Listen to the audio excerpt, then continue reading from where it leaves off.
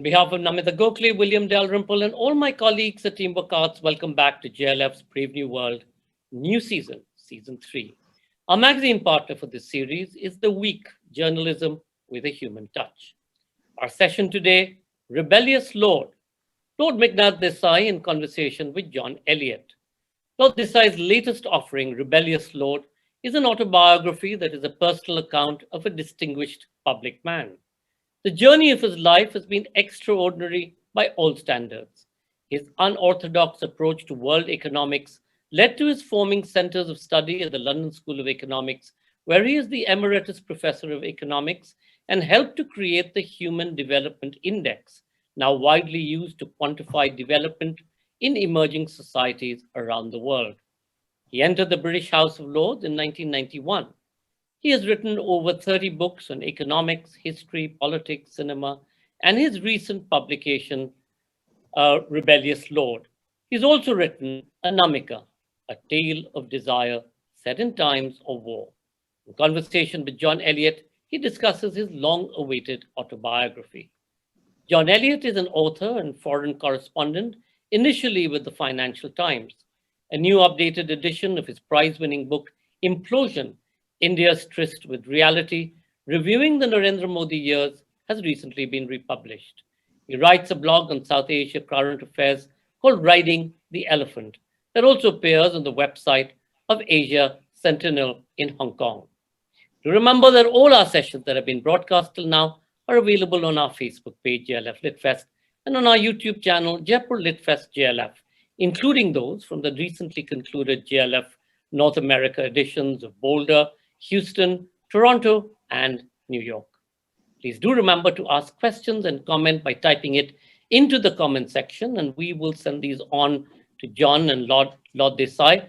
Not sure whether they will choose to answer them, or we will do our best to get the questions to them. Ladies and gentlemen, Rebellious Lord, Meghnad Desai in conversation with John Elliott.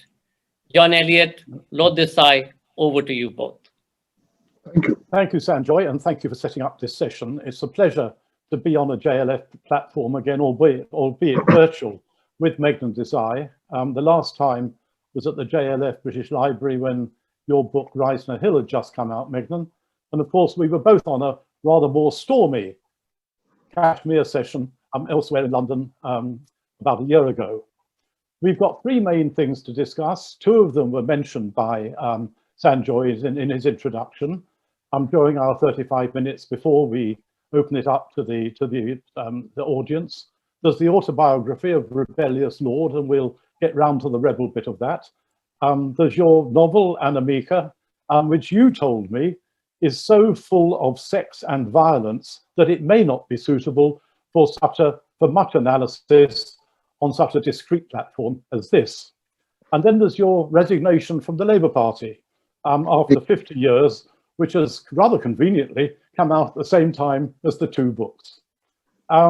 In Rebellious Lord, you tell us about a global life spanning India and the UK, and also the US during formative years, and many periods in other countries doing academic work as well, spanning economics, politics, a long association with the theatre, acting, directing, author of a book on a film star, and a political journey from rightist tendencies, which you acknowledge in India, leftwards via Marxist economics and onto the Labour Party.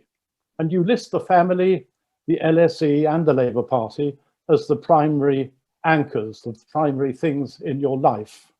And later you become Labour's first Asian peer. Looking back, what's the common link, the thread, the path through that amazing spread of a life? Thank you, John. Can I, before I start and answer your question, say that this is today the birthday of Dilip Kumar, on whom I wrote one of my favorite books. And Dilip Kumar is, I think, 98 today. So we ought to acknowledge the great man's birthday. And he also was very influential in my second marriage and my love with Kishore. So I think I owe a lot to Dilip Kumar. Now, what is the common thread? I think a desire for more knowledge and a restlessness for arguments and experience, and a tendency not to obey orders. Sort of, take risks, defy advice to how to conduct my life, and somehow not fall flat on my face. Be just lucky enough to get by. And I think this is hard work. And rebellious? Rebellious, I think I always, I cite a thing of my father's behavior in my book when he makes a adverse remark on a file in his bureaucratic life, and the king, the Gaikwad, says he should remove this because this is offensive, and my father refuses, and he gets fined 2 rupees per month, which is a lot of money in those days, and the king finally has to give up. He said, okay, he's like that. He's not going to relent. I kind of, I think I inherit that sort of cussedness. Let's put it that way, or bloody-mindedness. Yes, I thought the word rebel could be varied, but you can't call a book Cussed Lord, I guess. Exactly. Let others say that. I found the first chapter of you growing up in Baroda fascinating, with the large family, the extended relations, all milling around. They even come to you one day when you've done some exams at lunchtime, I think, and make you tell them the answers that you put in your exam paper. Then they tell you what you should have said. That's quite a family. Indeed. Absolutely overeducated and very argumentative. And always conversation, lots and lots and lots of conversation about all sorts of things. Yeah, you describe them as a highly, you describe them as a highly literate and argumentative family. Absolutely. I mean, I remember at the age of 13, my uncles and my father arguing very, very loudly, and the neighbors wondering, was it a quarrel about family property? It was a quarrel about Sheikh Abdullah being put under prison by Nehru without trial. And it was like the world had come to an end. There I was, 13-year-old, saying, wow, I must read up who Sheikh Abdullah is. And so I did. I did, yes. Of course I and his son and his grandson. You drill down to give us your family's 6 village-based, and I'm going to pronounce this wrongly, Grihastha Nagar branch of the Brahmins. Very precise. Yes. Just 6 villages? For the international part of our audience, the idea you can drill down. These, I'm a Vadadagara Nagar Brahmin, Grihastha. Now, Vadadagara, is somewhere there, and they must all, one branch must have come out of that. Heaven alone knows. I've never been there. But, one had to get, as it were, it is like a library classification. You had to get all the digits right. It was 31.3250. And the more digits you have, the more special you are. Anybody can be. And your part of the Brahmins was more superior to the others, because the others got paid for what they did, whereas you're absolutely, yes, absolutely. We were not just by our own account, but every account, the highest kind of Brahmins you could be in Gujarat.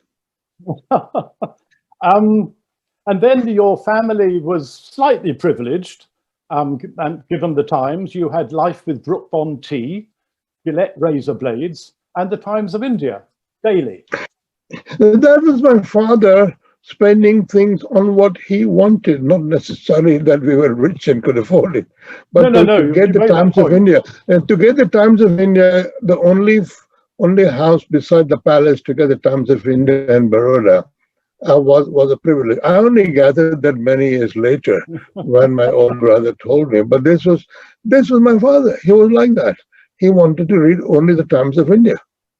And then he, his job in the government service, he went on doing paperwork for the police commissioner. So you got a policeman cook, a policeman to do the chores, a rare Indeed. telephone, and free entry to the local cinema. What a marvelous way to grow up. Absolutely. It was a real luxury. I mean, when I was 7 or 8 years old, I had a standard of life which I've never regained. I don't believe that. But did you keep a diary? Because every page of this book is packed with names and conversations and it's occasions. all, it's I mean, all, the detail. It's all the memory. It's all memory, and it When was did you written start? in a single sort of way without any revisions. How long did it take? Not very long. I write quite fast. I mean, a year Uh, or? no, about 2 months, 2 to 3 months. And all No, this, yeah, it's all this all detail was here in your head, absolutely in my head. Yeah, and every never name. had to look up a single. Unfortunately, unfortunately, the publishers are too mean to have given us an index, or I would have spent a few minutes adding up how many names there were in the index. I mean, it's hundreds. Well, that is very fatal in UK, because if you have a political sort of reputation, your friends first of all look at the index to see whether they are mentioned in it or not. If they're not, they don't buy it. This way, they'll have to buy it and read it, and then maybe sell it to a second-hand bookshop. But no, it is all out of my memory, and it's very good memory at that.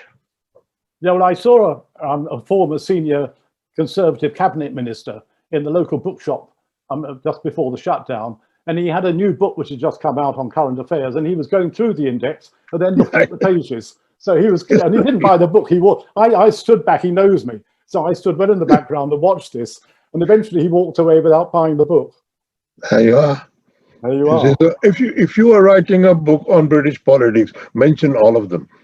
And you too. And me too. Yes. There's a love of theatre running right the way through the book, from stage lighting to writing plays, acting in them. The book, as you said, on Dilip Kumar. Where did that all come from?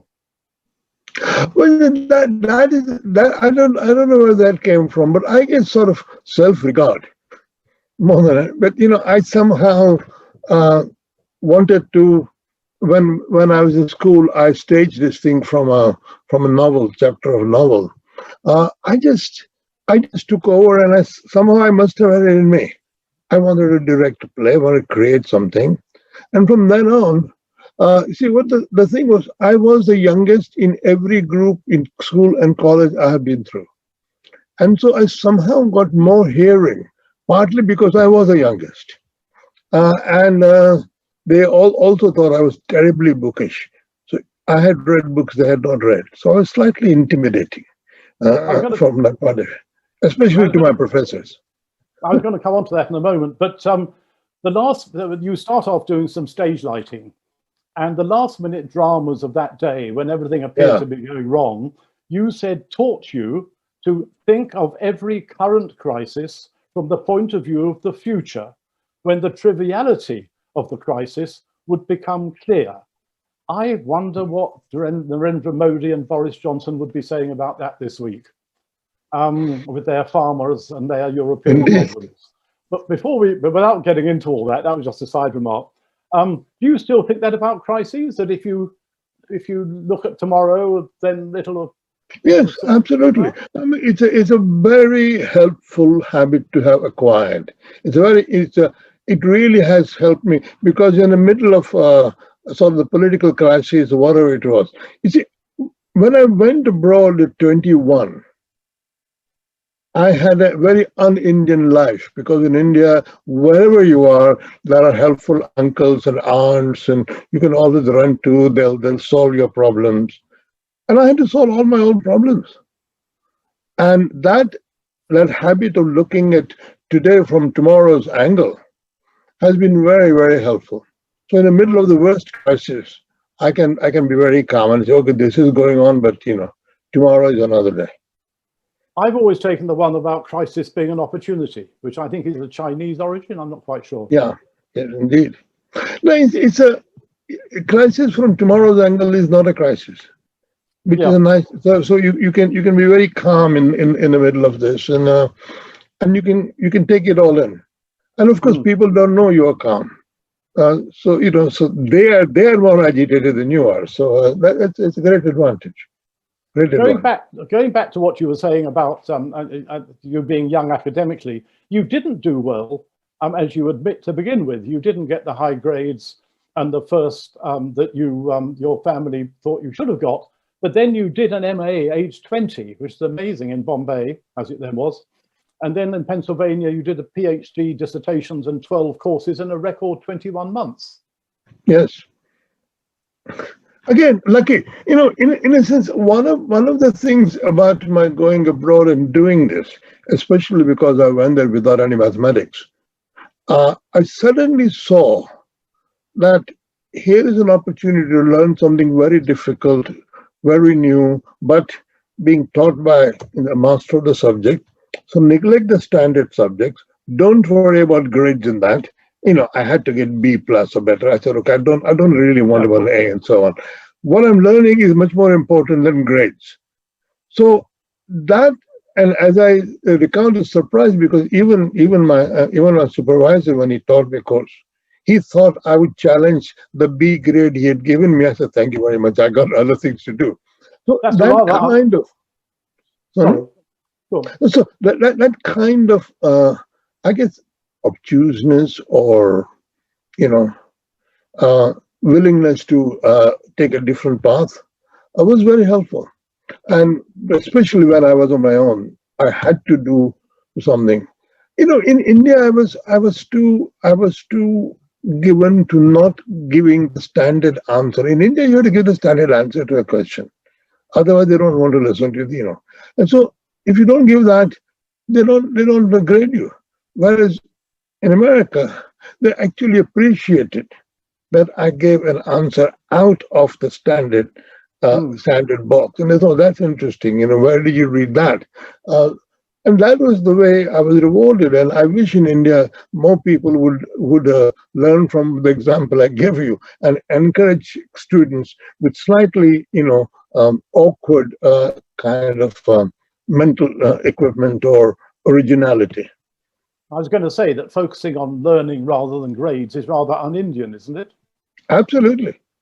Yeah. I don't wish I was un-Indian, but I was certainly not typical. No, but I was not typical. I was not typical. No, I meant the idea that you were focusing on learning was not what you'd have got back in India. Indeed. Around that time, you admit to being glad, I'm moving on to politics, being glad a conservative government was elected in the UK. And in India, you noted that you were drifting to the right and didn't entirely dismiss the Jan Sangh. And you went to the founding in 1959 of Jai Prakash Narayan's party. Yeah.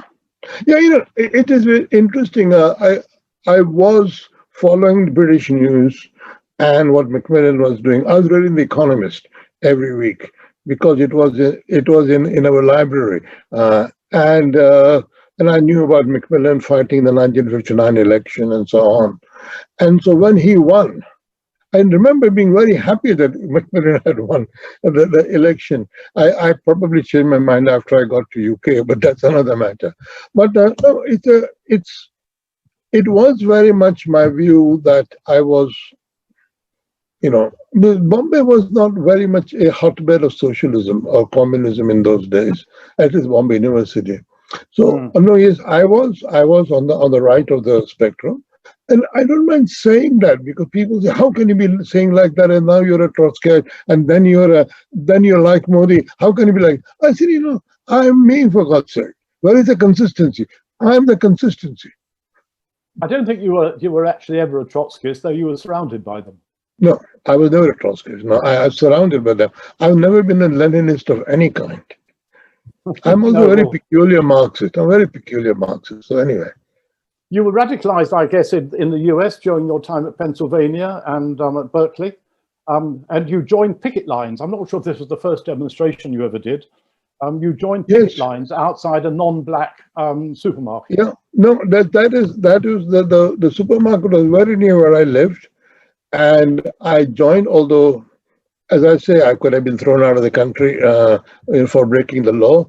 But I just decided that there was a demonstration against people not hiring black workers, and I had to join it. I don't know, in a sense, also when Indians are abroad, they never do anything like that. They absolutely stick to what they've Yes. come to do. They study, they save a lot of money, and they go back. Or they are married, but when the daughter grows up to dating age, they go back. Yes. Uh, Yes. I just had decided this was my country. I was going to live there, and therefore I had to do something about the society there, That was in America. America. Yeah. I mean, And then- but for the Vietnam War, I would have been in America. Yes, when you left America, I was about to come on to that. You leave America partly to get clear of being drafted into the US Army to fight in Vietnam, which is a laudable thing to try and avoid. And then I guess also laudable, visiting India around the same time, you managed to avoid getting into arranged marriages. Yes. So you were doing a by double escape. that time, I think it's like this. If you haven't grown up with the tribal customs when you were an adolescent, you can't get into it. I had left at 21, and by the time I was 25. I really grew up between 21 and 25 in America. And the attitudes I acquired were very, very much at that time sort of embedded in me. Yes, So yes. I could adapt to England, but I could not go through an arranged marriage. I just don't know what would I do. What would you talk about? And then you come to London to the LSE with its grey clutch of buildings opposite the Indian High Commission in Aldwych, which you describe as looking like an urban polytechnic. It's so Absolutely. grim compared with the open spaces of American universities. Indeed, I was very disappointed. I mean, it's got much better lately, but Yes. for the most of the time I was there, it was just grim. Yeah, the recent redevelopment is marvelous. Opening up Yeah, that great recently, panorama. absolutely. Yeah. Now, but otherwise it was just, as they used to say, LSE is a place where the concrete is never discussed and never dry. What drove you into LSE politics? I mean, if you're now in the mid-60s, you're still in your mid-20s. You become immersed in university politics. The students make you the honorary president of the Students' Union when you're 25, I think. Yep. It's a time of the LSE shut for a month. You're in there trying to make peace. It's the anti-Vietnam War movement, Enoch Powell's River of Bloods. You were really in the middle of it at that time. I guess the common element is the student union pub.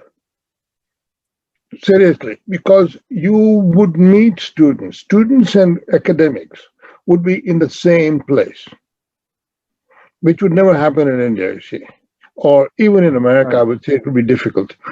So they were sort of my age. We got to know each other. We've talked and this and that, met over weekends.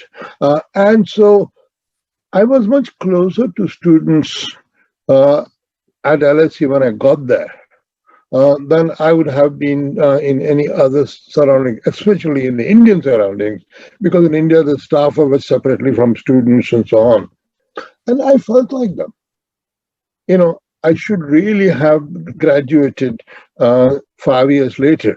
So I was still like a student, Yes. And so that was, and they also took to that because, I was very relaxed in my attitudes and willing to dance, and that there's a dancing picture of me in the book. Yes, there's quite a few pubs around the LSE. Did you all have your individual ones that different sort of cliques went to? No. Within the buildings of the LSE, there was a student pub called the 3 Tons. Oh, inside, because as well as inside the bottom of the St. Clement's building, and so at 5:30, we would all be there, And I remember a senior professor saying, "You guys would be here if you'd opened at 5 o'clock, aren't you?" We said, "Yes, we'd be here at 5 o'clock if we'd opened at 5." No, that's how you spend the evenings.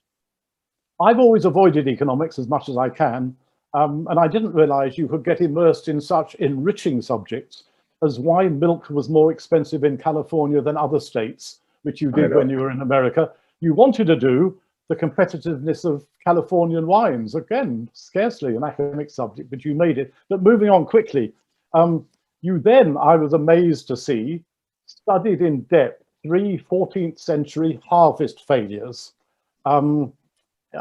which were symptoms of overpopulation that had driven cultivation to inferior land and thus a drop of productivity, which I discovered when I Googled it, because I wondered why you were so fascinated, was the Great European Famine. That's right. Are all these 600 years ago that famine took place? No, it was, as I say, it was really the accident of playing cricket. I was playing cricket, and one of my colleagues, who was an economic historian, said, "Oh, here is somebody who's doing medieval economic history. He's got a problem. Can you look at this?" So, doing that, I suddenly get into this, and I thought, intuitively, this can't be right. 3 successive years of famines, and so I just got into it. And my economic history colleagues, they were also somewhat fascinated that I had got into it, and because I was also mathematical at that time. So I just got into it, and it took me a while, but it's a whole different culture of economic historians. They're much more gentlemanly, much more sort of proper people, but very full of all kinds of exotic knowledge. So I really enjoyed that. And my sidekick, as it were. Amartya Sen asks you at one point to become the member secretary of a new agricultural price commission in Delhi, but you turned him down, preferring life in London. Must have been rather tempting to get on the inside of government. As a journalist, I found it fascinating when I did it for 3 years. Weren't you interested to get in there and see how it all works? Well, I think I thought I thought very carefully about that, but I thought I would be much more in a structure. Oh. I grew up in a family of civil servants, minor civil servants. So I knew that you become a civil servant, then you really are in a sort of rules and regulations and regularities and so on. And going in the evening to a pub was no longer possible. So I thought, no, I liked my life as it is. I could have been a minister. Yes. Think of that. Could have been finance minister. I could have been finance minister, yes. Thank God India was saved from that. And you were saved from the finance ministry. Which leads me on to the obvious question. What was the high spot of your life as an economist? The Human Development Index that you devised with Amartya Sen, or for the UNDP, or one of your books, maybe Testing Marxism, Monetarism? That was a Freudian slip. Since I'd written a similar book on Marxism sort of thing. No, I think Testing Monetarism was it because, in a sense, it was a battle in standard economics where I had to really take on some authorities. Human development was very, very inventive. It was a great discovery. It was a joint collective discovery, and maybe more famous for me anyway. But the testing monetarism was a political and economic fight against the monetarists. And there were really important things at stake. And quite a lot of British politicians read that book. And they said that was the only book on economics they had read.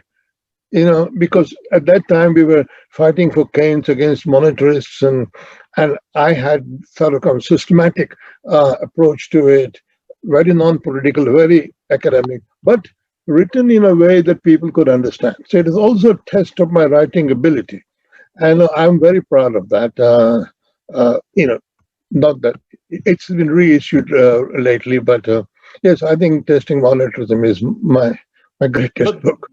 But the Human Development Index was also important. I mean, it's something absolutely. We all turn to. Absolutely. No. The Human Development Index all the way through from 1991, much of the 1990s. I did a lot of work, and it was very, very influential across the world. And we kept on being asked questions and improving it and so on.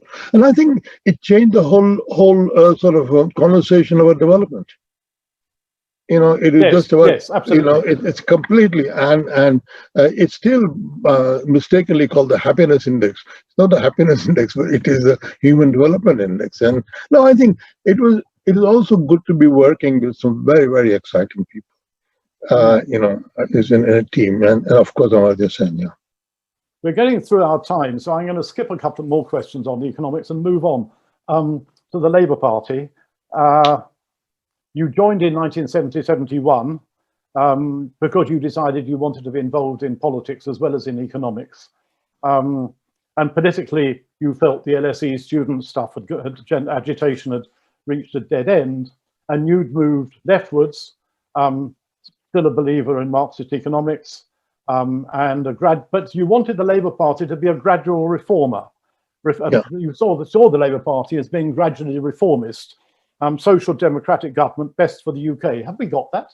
Or have we had it in the Labour Party? I think yes. And the thing about being a social democratic party is when you win, people soon forget what you have won. Things like child benefits, or fight for gender equality in pay. Or Sure Start, which was for children, minimum wage. Everybody remembers the Iraq War under Tony Blair, but nobody remembers the real, I remember reading once that through all the troubles of interwar French politics, the one socialist government was in power introduced 5-day week, paid holidays. And that's not a revolutionary gesture, but it changed people's lives. And I think that way Labour Party has done a lot of things which has actually improved the quality of people's life. And I'm very proud to have been a member of the Labour Party. I absolutely have no reservations. But I was always on the soft left. Yes. Because I was never going to be a Leninist. Which brings us round to the fact that you've just resigned from the Labour Party over the anti-Semitism row that the new Labour leader, Keir Starmer, is trying to end. I can't understand why you've resigned. I know the anti-Semitism thing is vitally important. Keir Starmer is trying to sort it.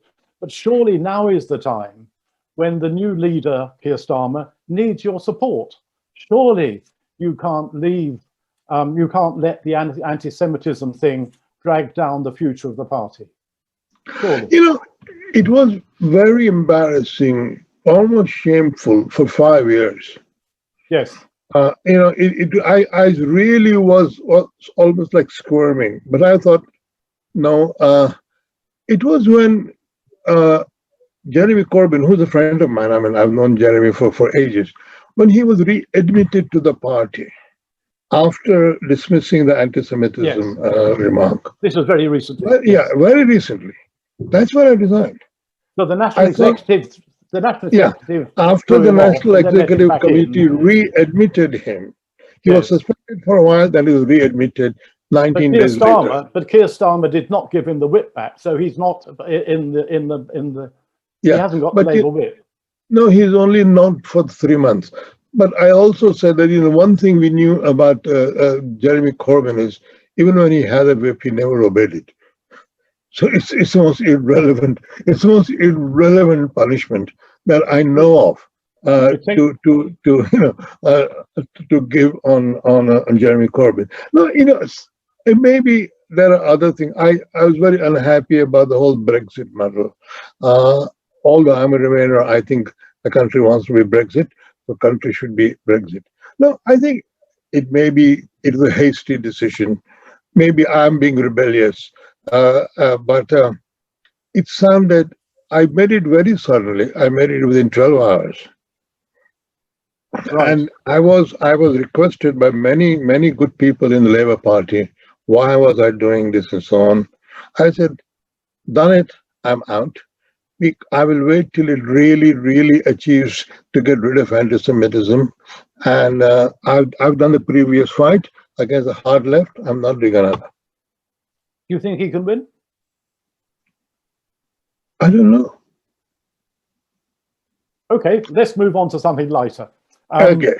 Anamika, you learned, you say in your Rebellious Lord book, you learned while you were in Baroda from your co-ed school that girls could be as bright as boys in studies as well as sports. I think actually you meant as bright, as good as in sports, as bright as anyway. But maybe that's why you've got a beautiful, agile and cunning heroine at the start of your Anamika novel, who defangs would-be looters, literally falls for the gang leader, and uses all that to clear her in-laws out of the house. What a clever lady.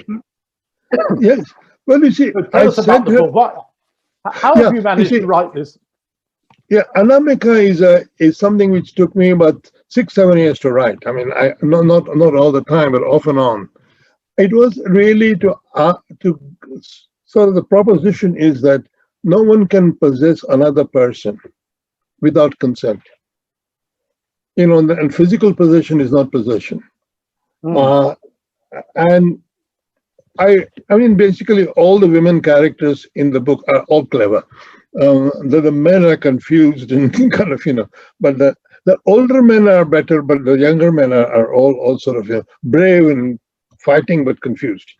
And I think it's partly because in my family as well, they're full of very intelligent women in my family.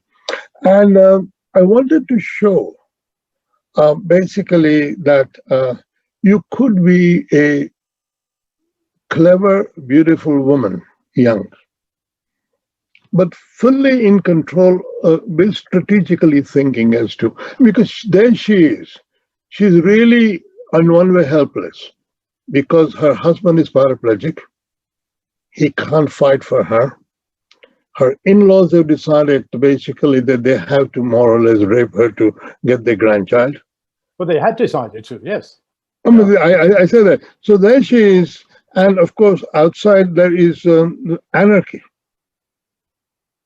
So the first time she sees this gang leader, as it were, she is the daughter of a prime minister of a native state nearby. So she's been brought up like that, you see. And so I make her especially, that episode about that beetle nut and thing. So I continued on that.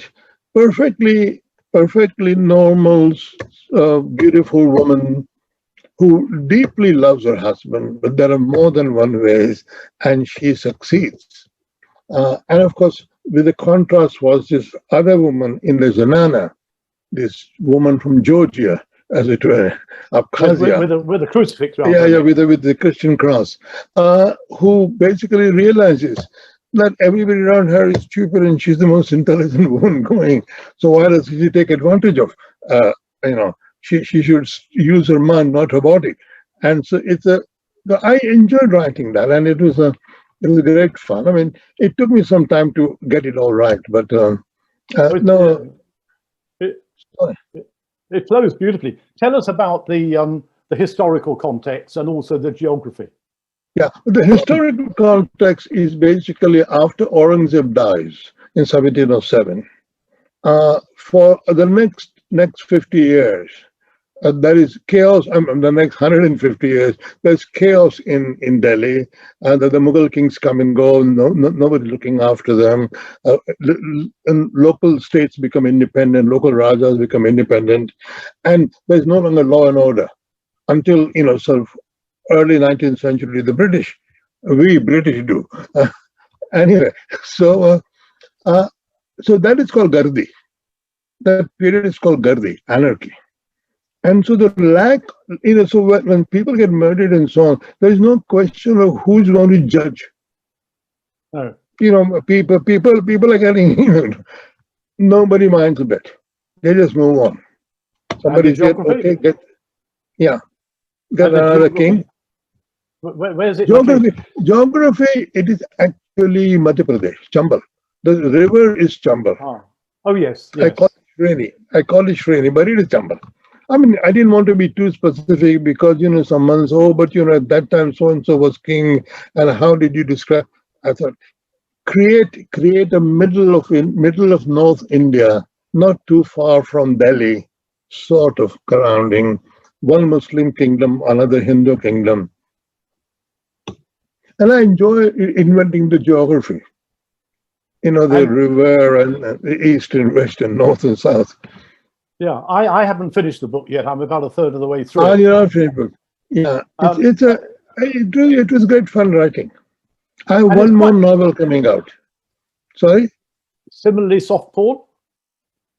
No. This takes place after the end of the Mahabharata war. This is a very, very different book. Oh, right.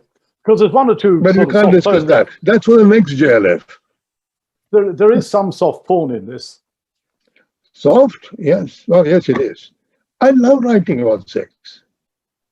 I have a previous novel about a British Prime Minister being murdered, which I wrote 10 years ago, called Just in Time. That also has got sex in it. Why not? In Downing Street. Yeah, no. He gets murdered. He gets murdered during the Old Firm game between Celtic and Rangers. Oh, right. But there should be another. Poisoned by Martini. It's called Justin. Unfortunately, the publisher went bust. But it is available. HarperCollins published it in India. Oh, right. So that's 10 years ago. Yeah, it's still available. Yeah. And is this going to be available outside India? It's come from Root. I write books. I don't sell books. I take the view that economists, division of labor. If my publisher wants to make money, they should sell it outside India. Right. I can't be bothered. I got other books to write. There's a question up about what you think about the farm laws recently reenacted in India, but I think we can probably skip that unless you really want to deal with it. No, I get very simple. I have always supported that reform. It was initiated by Manmohan Singh before, because the whole MSP thing is only relevant for large farmers and for wheat and rice. India needs a much more varied agriculture, with a market gardening variety, where we can export goods and so on. We are all still stuck in the Green Revolution, where we created a lot of wheat and rice, wrecked the water table in Punjab. And this is a very privileged group of farmers asking for it. Nothing wrong with privilege, but if you're going to really develop Indian agriculture, we need a different kind of agriculture. And these reforms are for that. And they've been around for ages. I was writing about them being proposed 20 years ago. Exactly, absolutely. Both the labor market reforms and the agriculture market reforms. I too have been writing for God knows how many years. But as soon as people say farmers, Indians say, "Oh, poor people struggling." Yes. I once wrote that if a farmer has a debt, it's forgiven. But if a chowkidar has debts, nobody forgives that. Chowkidar may be poorer than a farmer. Say a farmer and people immediately stop thinking rationally. And I think I am surprised that this government has been politically very cack-handed to get into this much trouble. This is where I think you miss Arun Jaitley, and you miss, had he been around, they wouldn't have been in this. They wouldn't have been. He'd have put some spin into it, which is what it needed. No, he would have seen it coming, and he was a good Punjab background, or Sushma Swaraj. It's a Punjab Haryana problem. It's not an Indian problem. No. Well, there we are. I think I've got a notice that says time out. I'm not sure what happens at the end, whether Sanjoy pops up and says we finished. Yes, bangs you on the head. Bangs you on the head. We finished up with economics after sex, so I thought that was a good balance. Indeed. Thank you so much, John Elliott. Thank you, Lord Meghnad Desai. Just a quick question. Lord Desai, what do you think is going to happen post-Brexit? How do you see this? Well, I was avoiding that. unraveling. Oh, we'll manage. No, I think after about 2-3 months, we'll manage. Because look at the vaccine situation. Somehow the scientific ability and regulatory equipment in UK was able to make it the first country to have vaccines available for its people. The vaccine was not invented in UK, Germany, but UK has a vaccine in the queue high up. But the fact that in middle of all this, the regulatory authority was able to approve of a vaccine, and vaccine is already being administered in UK before any other country. That says that in science, manufacturing, culture, and so on, good country. It has not much industry, and it sort of lost a lot of manufacturing, but there's a lot of enterprise and intellectual power here. No, I think the Brits would be all right.